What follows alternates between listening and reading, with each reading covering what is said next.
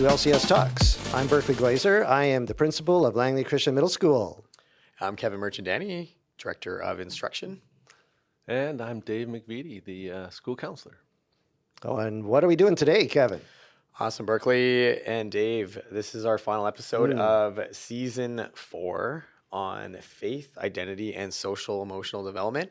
We have been talking with a couple of guests in our school community about that coin of faith formation on one side and social emotional development on the other, and how they are held together by a community of faith that wants to see all people equipped and thrived. And I should mention connected as well as our core values. So just to give you a bit of a recap, in episode 1, we had Joyce Wang, our Director of Learning Support Services, Inclusion. She shared with us a little bit about her story. We got to know her a bit more in the work that she does with our Learning Support Services team and supporting social emotional development. There we talked about a bit of what we had in store with the season, and we shared some insights about how families can continue to partner with us and how we can partner with families in their child's social emotional development. And then episode 2, we had Dave McVitie with us. Dave's our school counselor, and he shared on the importance of joy and attachment. Things to highlight from there, Dave, that you had talked about? Oh, just the value of face-to-face interactions, and to really not forget how important that it is your kids know you're glad to be with them and that they're in your presence, and the impact that can make on a relationship. Yeah. Both at home and in the classroom. Mm-hmm. We talked about every child being seen and known in relationship within this community, and that sense of belonging. And then we chatted in episode 3 with Chris Sapelt, our service learning coordinator, and Joel Ditson, our high school principal. And we looked at the importance of service learning in its opportunities that it presents as a part of social emotional development and faith formation, coming together to help our community grow. And then we shared a little bit about some of the activities and the service learning experiences that we are engaged with in partnership with different organizations. We also had Jamie Robertson and Lauren Enns on the podcast. We chatted about youth care and how we are trying to support students to not only recognize and understand what they might be experiencing with social emotional development, but also to have a better understanding of how to be equipped with different strategies to support their interactions on a daily basis with each of their classmates, with their teachers, and hopefully families had a chance to listen to that one. That had a lot of different practical strategies. We looked at, with Aaron Thiessen and Tom Allen, a bit of the gender and sexuality conversations. We looked at a theology of being made in the image of God and some of the theological truths that we use to shape our middle school and high school efforts with relationship and identity curriculum. And then we talked this last episode with Sue Preeb and David Jackson about our learning support services. So it's been a full season so far, with a lot going on just in this school community, and excited to bring things together in our Season 4, Episode 7 finale on really a culminating kind of conversation about communal identity, how this community can form faith and grow socially and emotionally. Yeah, awesome. And what comes to mind is an initiative that we recently launched in the middle school. And it came about from me just before Christmas. I was like walking down the halls and just kids were just misbehaving. And it's like, I just want to hit you. But of course I can't hit you. So I went to Dave and Lauren and said, hey guys, what can we do that we can actually create an environment where kids are socially and emotionally well, and that they're showing good faith development, and that they're showing good character development. And so we came up with this concept together of We did of who we are matters, and how we are matters, and how you are. The two statements just stood out to us. Like not just what you do, right? That's the how you are. Where's it come from? Where's the root of it? Where's the source? And so we came up with a plan. Yeah, and that connects really closely to conversations about identity in the role of faith formation, that our identity is given to us. We are the image of God. And as a community, we take on that identity so that it becomes more and more ingrained and embodied in how we conduct ourselves, right? So, and even this year, we've been talking about that shared belonging in Christ creates our understanding of our identity. It's kind of our passport, what we carry around. And also then we have this distinctness. We're talking Romans 12 here, Romans 12:5, of many members. We have a lot of diversity here, theologically, culturally, you name it. And then also we have to find unity. So we've had some really good conversations about each of those different aspects too. And the two of you, and in partnership with a number of different members of our middle school team, have really created a great learning environment. We want to continue to provide opportunities to grow together in those conversations. Yep. And we also want to just be able to have an opportunity to show off some of the videos that our awesome producer, Dylan Bandera over there, who created for us. And it ties in really well. So what we did is we actually modeled to the kids through these videos what we were hoping that they could emulate and what they could take on. And so we're going to show those to you in the video vlog, if that's what this is called, and also in the podcast as well. Yeah. But Dave, there were some key points that came about that really anchored us in the series. Yeah. Kind of what stood out to us were three things. First, identity, which we already kind of addressed, but where does your identity come from? Where does it start? Falls in line with some of the sexual identity stuff that we've talked, you were mentioning before. It always has to come back to who you are and how you see yourself, but also how you see others comes out of that too. And so we started with that. And then integrity. Yeah, integrity is huge. Really wanting to be who you are in all environments. Make sure that you're not someone different behind closed doors or with this friend group or whatever. Yeah. And beginning to teach the middle schoolers that kind of concept of understanding. And lastly, legacy. What do you want your reputation or the legacy of your grade to be when you're gone? Yeah. What do you want people to remember about you? What do you want teachers to say about who you were, how you functioned? Younger students coming up, they are replacing you. Like in grade 8, 7th graders are coming up. What do you want them to model after? What's the goal of who you were? Is there something left behind that they are excited to emulate? Yeah. And a big part of it too is some of those descriptions that we have provided students. We know that sometimes the behavioral change has to take place first in order to see the beliefs and then the values actually change. And so we're trying to help create a common set of behaviors and practices that students engage with. So I love under the integrity one, and we've got speak the truth, show grace, be yourself, don't change for others, don't sell yourself short. And some of those seem really individualistic, but some of those are about integrity, about how do I actually live out that uniqueness of who I am in a communal environment. Yeah. And the treatment of others and how, I don't know, it just changes everything about who we are and how we function in a family, a Langley Christian middle school family, right?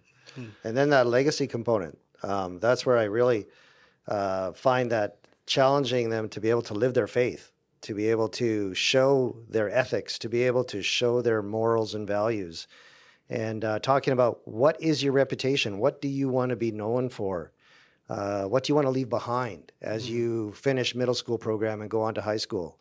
And so really starting to challenge the kids to think a little bit about that legacy component. For sure. And even thinking through, like, if you can get that into their heads in 8th grade, imagine what happens throughout high school, right? They come on up and they're watching, first of all, older grades. Yeah. And now they're discerning, hopefully. Is that what I want to be when I get there? Yeah. Instead of just falling into what is. And so that was where the three main themes that stood out for us. Yeah. So what are we going to do in this episode, Berkeley? So what we want to do is we want to just quickly introduce each of the videos and do a little overcap and then have you watch them and listen to them. And then we'll tie it up. So why don't you start with the first one? So we started with identity. And we just made a video of me speaking. We did this in chapel environments and just asking questions like, who are you? Where does your identity start? What matters about who you are? Talking a lot about who God's called them to be, what God says about who they are. just letting them really think about and fill out forms, like have on a piece of paper, what stands out to you? Here's some characteristics of who God says you are. What's most important to you? And starting there, and simultaneously, they're in a group with others in our core groups in different environments, but where they're now translating, if this is important to me and this is who I am, that person's also important in that way too. And so we started with that. And here's our video/audio content on that. Hey guys. So we want to start out by talking about who you are, what identity means for you. So when you think about identity, what comes to mind? When I think about myself and who I am, people will often say, you're a counselor, you're a dad, you're a grandpa, these headings and titles, right? Well, what kind of headings and titles come along with you when you think of identity? Maybe you are a basketball player. Maybe you're good at math. Maybe you're a son, a sister. There's different terms that come to mind when people describe us. But is that really all that encompasses identity? I don't think it really is. But why don't we start with that? What comes to mind when you think of how others will describe who you are? All right, now keep that in mind and we're going to move on a little bit. Sometimes we're described by traits, elements of who we are. Maybe I am, for example, a good listener. Hopefully, I'm a counselor. I'm supposed to be a good listener. Maybe you are too. Maybe there's other traits like,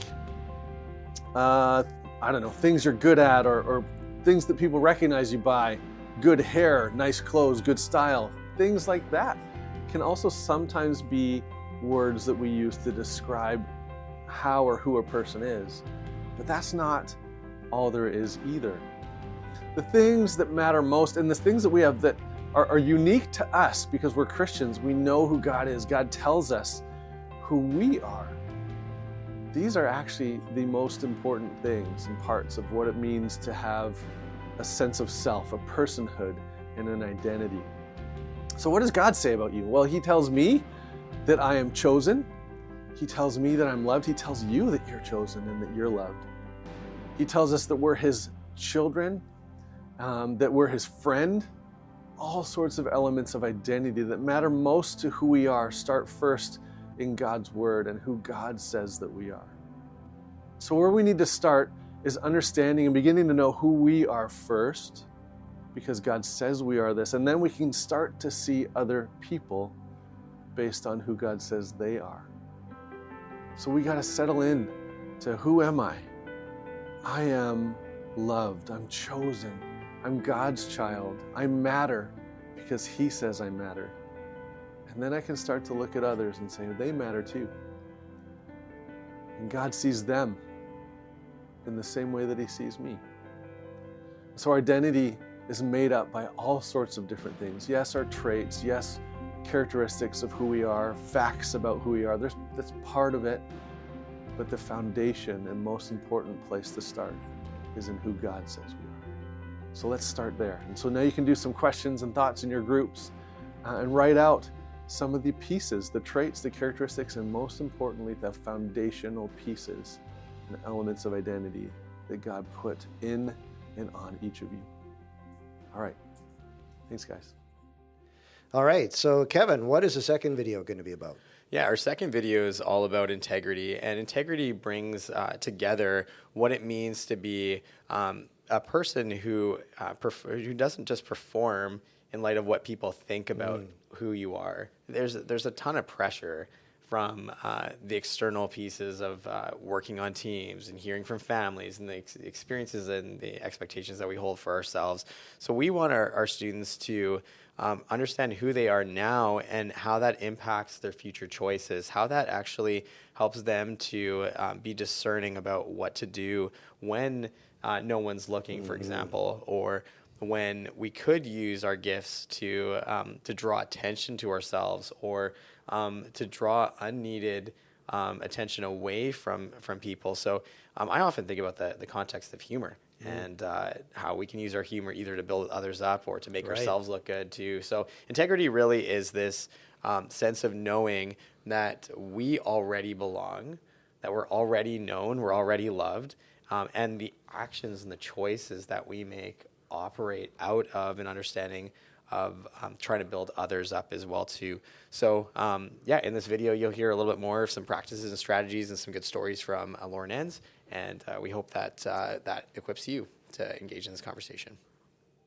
The next piece that shapes who we are is integrity. Now, integrity is kind of an ambiguous word, but it affects us every day, impacts who we become in the future, and how people will define us. So what is integrity?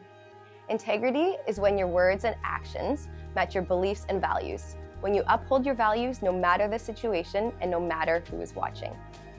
Integrity isn't just about following the rules. It's about making choices that align with what you believe is right. It's doing the right thing even when no one is watching. It's when you see a $5 bill fall out of someone's pocket and you pick it up and give it to them, rather than sticking it in your own. It's when you treat our bathrooms with respect, even though there's no security cameras inside. It's when your friends are speaking poorly about someone and you stand up for them even when you're not there, even when they're not there to hear you. Years ago in Vancouver, after a sad loss by the Vancouver Canucks in the Stanley Cup playoff game, a riot broke out downtown. People were vandalizing streets, breaking into stores, stealing things, jumping on cars, and there was a 17-year-old boy who was there while this was happening. He was a grade 12 student, a high-level athlete, and was set to play at the University of Calgary. He was on the water polo team and had a scholarship, as well as on the junior national team. Now, while he was there, he had a choice to make. He could follow the crowd and join in the rioting, or he could walk away and do what he knew was right. That day, he lacked integrity and joined what the hundreds of other people were doing and set a police car on fire, which later exploded. A picture of him was taken setting the car on fire and posted online. This became one of the most viewed images of the riot, and he was identified by many online. His water polo team heard of this, and he was banned from playing on the national team for 2 years. His university was informed, and he lost his scholarship. So why does integrity matter? Well, the people around you care a lot more about it than you may realize. When you have it, people can trust you, be close to you, and be confident that you're treating them to their face the same way you treat them behind their back. People can count on you to be the person you say you are, but on the flip side, if you lack integrity, people will come to know that you can't be a close friend. You're two-faced and you fake a smile to the same person you spread rumors about. People won't trust the words that come out of your mouth. Teachers won't trust that you're honest about your work, and coaches won't trust that you can be a leader on the team because they can't trust that you're going to do the right thing. So what are you willing to trade in for your integrity? For some of you, it's as cheap as to get a laugh from other people. For other people, it may be the chance to fit in. But for some of you, you hold tight to what you know is right and you won't give it up for anything. But like Will Rogers puts it, it takes a lifetime to build a good reputation, but you can lose it in a minute. 3, 2, 1. Our third video is about legacy. And we really wanted the kids to start thinking about that their reputation matters. And when they even arrive in middle school, their identity starts to form. They start to, as a body, as a grade level, they start to show us who they are, who they can be, or who they cannot be. Like there's all these dynamics that are going on. So we really wanted to challenge our students to think about that who they are and how they're doing that really does play a key role. And so I used myself as an analogy. Some of you may know I'm going to retire next year. So, I want to talk about my legacy too. What does it mean for me as a principal to leave a legacy behind? And also I talk about a little example of how in the weakness of making a poor decision, your identity can be attached to silly things. So let's watch the video and you can see all about that. Awesome. This section, we're going to talk about legacy. And legacy is something that is kind of fickle at times because for one moment you could do something silly and that's what you're known for. Like an example, we have Water Buffalo Day coming up. And that's a day where we remember how Mr. Glazer almost got run over by a water buffalo. And it was something that was a poor decision that I decided to one day walk down the street to really check out if there's really a water buffalo down at the elementary school. And sure enough, as you've seen in the videos, I'm sure that, yep, it was there. And this water buffalo chased me and almost knocked me over. So, sometimes you're known for things that you don't want to be known for. But in reality, we have to work hard at representing who we want to be known for. So for me, I'm actually retiring pretty soon. In a year and a half, I'm going to retire. And so what's my legacy going to be? And I hope that things that I stand for, like making sure students are taken care of, that students are protected while they're here at school. I want to be known as the principal that did that. Also to be known as the principal that helped his teachers get the tools and equipment that they need to teach well. And also as a leader, I want to be known that, hey, I helped raise leaders that could take over and run schools. So now I want you to think about, as students in your grades, what do you want to be known for? That's something to think about. And your reputation starts the minute you walk into our building in grade 6. And it's not too late to change that.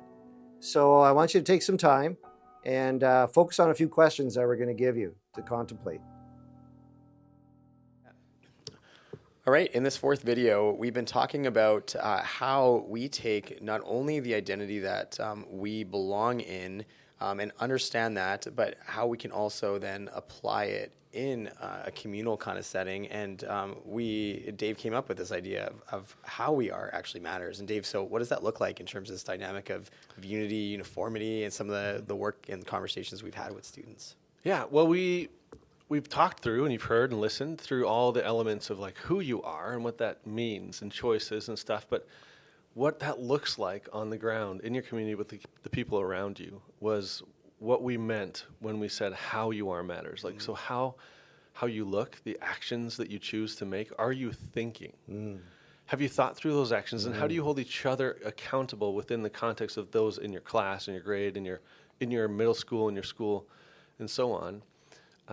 To doing that. And so we really wanted them to understand that there's a difference, though. Like, we don't want you conforming. It's not about turning into, like, the contrast we came up with was between unity and uniformity. And one of our staff members shared a devotional on this in the staff meeting. We grabbed onto it. And so the contrast is we don't want kids thinking they have to all look the same. And so we did this by having our art teacher come up, and he was making this painting. And as we were sharing the contrast between unity and uniformity, and his painting was really coming to life. Vibrant colors. Looking amazing. And then he had this cue, and he started to miss. And his paintbrush blurred and blended some, and you heard the kids gasp, right? Oh no, he's wrecking it. And then he just starts going crazy, and he muddies the whole painting and turns it into a big pile of brown, green sludge. Yeah. And this was like a painting of a vase with flowers, vibrant colors coming from it. And they're just all moaning in horror, right? And I highlighted, that's not unity, that's uniformity, where we just turn into a blur. And Everybody's the same. We don't want everyone to be the same. We want you to be different and valued for your differences, but also utilize these elements we've talked about. Understand who you are and why you're different. Understand that it means what it means to be the same in different environments, even when no one's looking, and what kind of legacy you want to leave behind. And so what we're wrapping this up with, after you hear this, you'll know, and the whole picture, is we gave core groups, we got this giant painting picture, cut it up into chunks so they can't see the whole image. Each core group painted it, and we're putting it all back together. And we get to see the beauty and the contrast of what it looks like to have vibrant colors, but not all the colors match, and some are mismatched, and some leaves are pink, and some flower petals are green or whatever, and we get to see it all in one picture. And we're actually unveiling that this Friday at the end of this week, and so we're really excited to see that impact on the students. And so here's the next video that you can watch/listen to if you're listening on the podcast about what we conveyed to the students about how they are. Welcome, SEAL Team, back to our next session of teaching the kids who we are matters, and continuing that thought now into the next phase, which is going to be how we are matters. But I thought that maybe we could just recap a little bit about what we learned last week. So Lauren, can you just highlight the points that we focused on? Totally. So we talked about identity, who we are, and who we are in God's sight. Integrity, who we are when no one's looking, and doing the right thing no matter the situation, and legacy, what we want to be known for. Awesome. All right, so Dave, now this week we're going to focus on how we are matters. So why don't you start us off in terms of how do we do that? Right. So how is like what you do, how you function, what it looks like for you to be you at school and in public environments where others can see you. And it really starts with like what we talked about last week. If we don't know who we are, who God calls us to be, we don't have a settled sense of self, when we're in an environment where others are doing things or saying things, it's kind of easy to fall to peer pressure, to do things that we wouldn't have done had we had a chance to think about it. And so we really need to focus on what we talked about last week. Remember who God calls us to be, remember who we are, and think through the choices we want to make throughout our day. So we really want to be thinking, and we want to remember that sense of self and all these pieces about God calling us to be things and telling us that we're His chosen, loved, cared for, child, all these things that give us a sense of value, purpose, and feeling of belonging. And we want to hold each other accountable to how we are and what that looks like to be together in an environment. And that's what we're calling you to here in the middle school.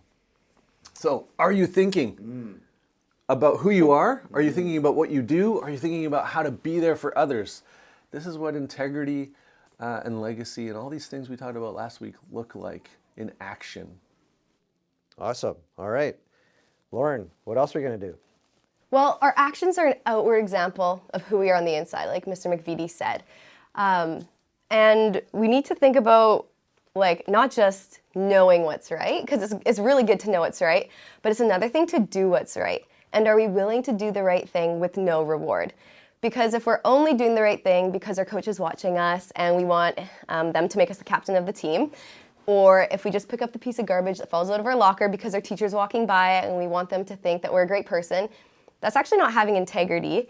That's just doing stuff for your own gain, and not because you want to do what's right and that's what you know is right. Like we talked about last week, so integrity is doing what's right no matter the situation and no matter who's watching. But how do we do this? Because I know I don't wake up in the morning thinking, okay, I'm just going to serve everyone else and not think about myself. That is not a natural human thing to do. We're broken people, and I wish I did. That'd be really awesome. I think the people around me would love it, but that's not how I function, at least. But when we think about this in light of Jesus and what He's done for us, like, think about it for a second. He was in heaven with God, being glorified, praised, honored, and He chose to come to earth, and there was no reward for Him. There was nothing good coming. People were mocking Him.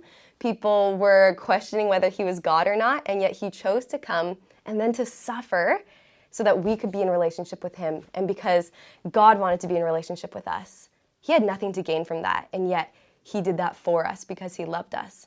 So in light of that, we can choose to look to the needs of others and to our neighbors rather than just to our own needs. And we can do the right thing because of how much God has treated us with love, and we can use that same love and pour that out to those around us.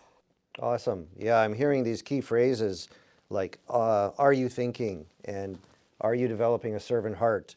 And how can we help students live this out together? And what comes to mind is to be able to have the self-confidence to stand up to peer pressure as such, and that is to do the right thing. And let's just give an example, a hypothetical example where, let's say there's a group of grade 8 boys who happen to walk over to the wrong side of the school and they're out of bounds, and then they get caught by a high school teacher. And how do they react in that moment? Do they show that they are responsible young adults and that, okay, yeah, sorry, apologize, and move on? Or do they, just get in that supervisor's face and go, who are you and what are you going to do about it? And why don't you just take a hike, right? Like how we do this matters. And so as peers to each other, you need to be able to ask the question, are you thinking? And to your buddies, and they literally they should listen to that and go, oh, am I thinking? What am I doing wrong? And then are you having a servant's heart? Are you here to serve and help others? Or are you here just to gain glory to yourself? And so I think all these things together can really help our kids change our culture, which is really what we're trying to do here in middle school. Yeah, like we want to belong, right? That's what you're looking for, is a place to belong, but we want to belong in the right place. So when we notice that people aren't doing what they should be, it's because they've forgotten who they are. Right? Hey, I think you forget who you are. So if you're caught doing something that you shouldn't, you're like, oh, you're right. I should have listened. I apologize. You acknowledge, you humbly respond, and then you're shown as integral because you're lining up with who you are. And you do it together. Like you support each other in it, right? And you become family in a different way. And that sense of belonging doesn't need to be based on, are we going to do silly things together? No, we're going to care about each other and remind each other of who we are on the inside, make sure it shows on the outside. Right. And like we expect that mistakes are going to happen because we're in middle school, we're humans, they're going to happen. But it's what you do, like Mr. McBeady says, how you respond to that and how you respond to your friends when they make a mistake. Are you encouraging them to keep going in that? Are you joining them in that mistake? Or are you calling them to be who we know they're created to be? Awesome. All right. The challenge is on to our students to accept this and work on it. And what we're going to do now is we're going to roll out this painting that we talked about. And in your connect group, in your core groups, you're going to work as a unit to paint this tile. And then that's going to come together, as Mr. McVitie said, into a grand picture. And we'll be revealing that next week to everybody. So do a good job. All right. Well, there you have it. It's kind of the outline of our program and what the initiative we've been doing. And so, Dylan, we're going to get you to come to the middle school on Friday to take some footage of the reveal and the painting. For our listeners, if you don't get a chance, you won't be able to see it, but if you come by our school, the painting will be hanging in our hallway beside our middle school gym, and you can check that out.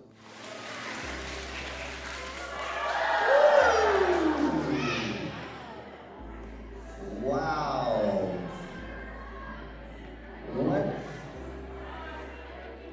What?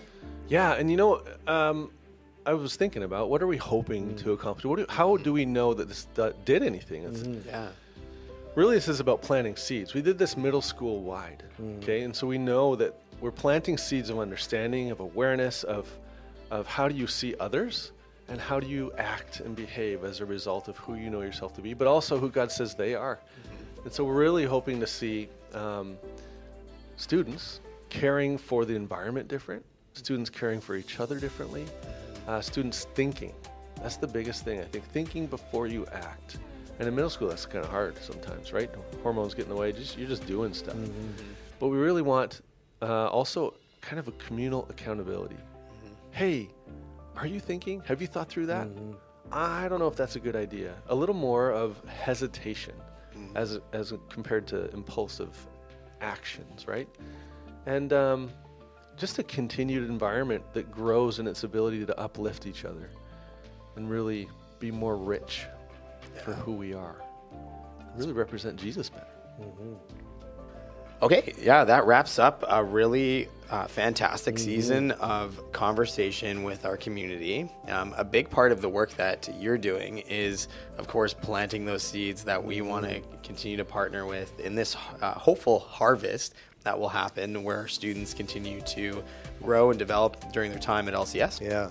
And this, of course, pertains to faith formation and social emotional development, but the work that we are doing communally or collectively is so vital for developing a community that reflects belonging, unity and diversity, and oneness in Christ. So, this has been a great season for our listeners. We want to thank you for engaging with us in some of this learning. Feel free to reach out to us at any point. Yeah, and reach out to us at podcast@langleychristian.com. We love to hear from you. Thanks for listening.